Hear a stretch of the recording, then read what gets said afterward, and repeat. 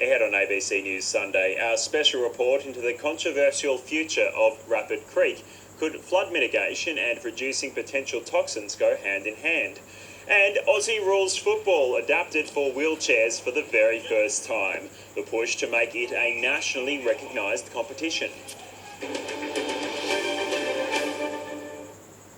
Darwin's Rapid Creek, a popular fishing spot and swimming haven, has been the subject of political brawling, with flooding becoming an election issue. Now it's not just the amount of water, but its quality, with fishermen worried about new evidence of elevated metals near the airport, which feeds into the creek.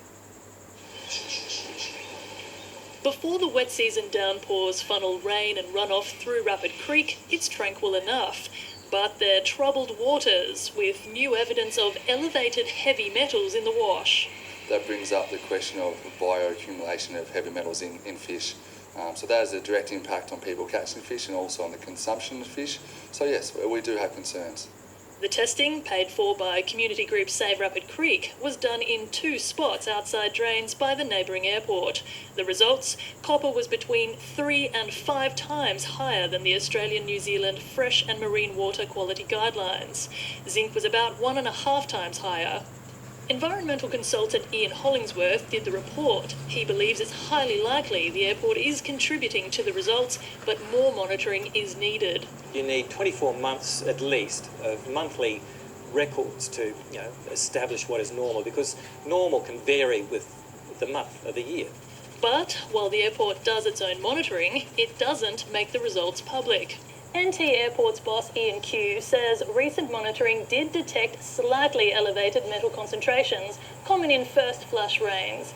He says they have strict spill containment protocols and pollution control devices all across Darwin International Airport, which is actually just over the road. The airport area covers a 1,500 hectare site, of which about 520 hectares is the civilian airport and joint management areas. The rest is under military control. Darwin International Airport points to water management strategies it has in place, including a 15-hectare conservation area and a 75-metre vegetation buffer zone to help manage runoff from the site. But these drains go right into the creek, open V drains that shoot high-velocity water straight into the creek, so a buffer zone is not going to stop that.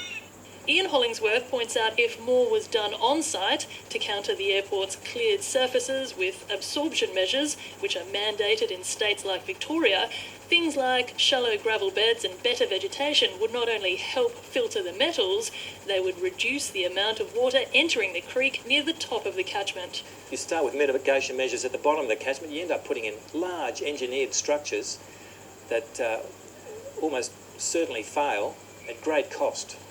A week ago, the NT government announced it would spend $12 million to try to fix flooding problems downstream in the Rapid Creek catchment. $7 million of that on digging a big hole here to hold floodwaters.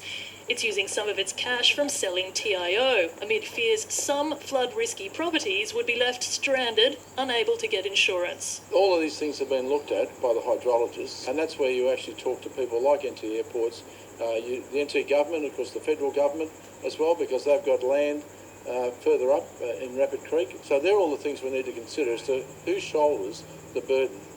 The airport is planning some flood mitigation works next year, but can't say what the budget will be, nor when it might release its water monitoring data. Elizabeth's ABC News.